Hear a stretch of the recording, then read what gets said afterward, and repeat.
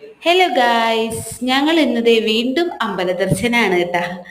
അവണേങ്കാട് പോവാൻ വേണ്ടി ഇറങ്ങിയതാ. അപ്പൊ ഇറങ്ങിയപ്പോഴാണ് അവണേങ്കാട് പോകുന്ന വഴി തൃപ്രയാർ ഒന്ന് കേറിയിട്ട് വേണം പോകാൻ എന്ന് ഒരു ചെറിയൊരു എങ്ങനെ ആരോ പറഞ്ഞു കേട്ടിട്ടുണ്ട്. ഞാൻ പറഞ്ഞു കേട്ടിട്ടുള്ള ഒരു അറിവുള്ളൂ കേട്ടാ. അവണേങ്കാട് പോകുമ്പോ ഒന്ന് തൃപ്രയാർ കയറി തൊഴുതിട്ട് വേണം പോകാൻ കേട്ടാ. നിർബന്ധമൊന്നുമല്ല കേട്ടോ. അങ്ങനെ ഞങ്ങൾ ജസ്റ്റ് ഒന്ന് തൃപ്രയാർ കഴിഞ്ഞ ദിവസം പോയതായതുകൊണ്ട് ഒന്ന് ഓടിച്ചിട്ടൊന്ന് തൊഴുത് അങ്ങനെ അവിടെ നിന്ന് ഇറങ്ങി അവണേങ്കാടേക്ക് ബസ്സിനാണ് പോയത് കേട്ടോ. ബസ്സിൽ അമ്മയ്ക്ക് കയറാൻ ഇച്ചിരി പ്രശ്നമാണ് ഇവരെ എടുത്തിട്ടൊക്കെ, എന്നാലും കുഴപ്പമുണ്ടായില്ല. ഞങ്ങൾ മൂന്ന് പേരും അവരെ മൂന്ന് പേരെയും കൊണ്ട് ഞങ്ങളിത് ബസ്സൊക്കെ ഇറങ്ങി.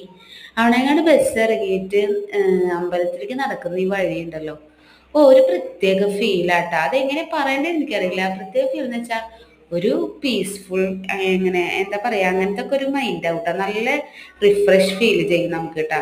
നല്ല തണലും ഉണ്ട്. അങ്ങനെയൊക്കെ ഒരു അമ്പലത്തിലൊക്കെ കയറി പ്രാർത്ഥിച്ചൊക്കെ ഇറങ്ങി. അങ്ങനെ അവിടത്തൊക്കെ കഴിഞ്ഞ് ഞങ്ങൾ ഫുഡ് അടിക്കാൻ വേണ്ടി ക്യൂ നിൽക്കുന്നതാണ് കേട്ടോ ഈ കാണുന്നത്. ക്യൂ നിൽക്കുന്നതിന്റെ സൈഡിൽ ഇങ്ങനെ എന്താ പറയാ, ഇത് കെട്ടി ഇങ്ങനെ വെച്ചിട്ടുണ്ടായിരുന്നു സംഭവമൊക്കെ. അതൊന്നും ഇതേ കയറി കളിക്കാട്ടാ. ആദ്യം ഒരു തവണ വീഴാൻ പോയി, പക്ഷെ വീണില്ല കേട്ടാ, മറിഞ്ഞപ്പുറത്തേക്ക് വീഴാൻ പോയി. എന്നിട്ട് കേറല്ലേ എന്ന് പറഞ്ഞിട്ടും വീണ്ടും കയറുക കേട്ടോ അവൻ. ബാല ഇത്രയും കൂടി ആൾക്കാരെ കണ്ടതോടെ ഒന്ന് ഒതുങ്ങിട്ടോ. ആളൊരു ഇത്തിരി ഷൈ ക്യാരക്ടറാ.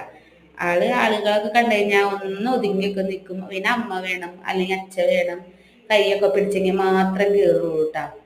അങ്ങനെ ദേ ഞങ്ങൾ ക്യൂ നിന്ന് അവസാനം ഞങ്ങൾക്ക് കുറച്ച് നേരം കുറച്ച് നേരമൊക്കെ നിന്നപ്പോഴേക്കും ഞങ്ങൾക്ക് ഫുഡ് അടിക്കാനുള്ള സമയമൊക്കെ ആയി.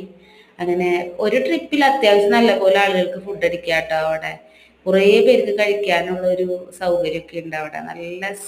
നല്ല സ്വസ്ഥമായിട്ട് തിക്കും തിരക്കും ഒന്നും ഇല്ലാതെ കഴിക്കുകയും ചെയ്യാം നമുക്ക് കേട്ടാ.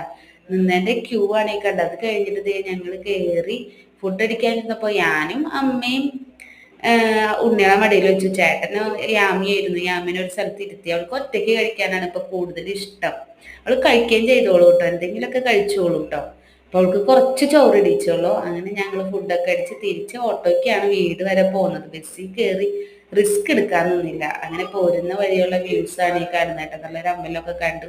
പിന്നെ ഓട്ടോ ചേട്ടനോട് അവിടുത്തെ നാട്ടിലെ വിശേഷങ്ങളൊക്കെ പറഞ്ഞ് ഞങ്ങൾ വീട്ടിലേക്ക് തിരിച്ചു.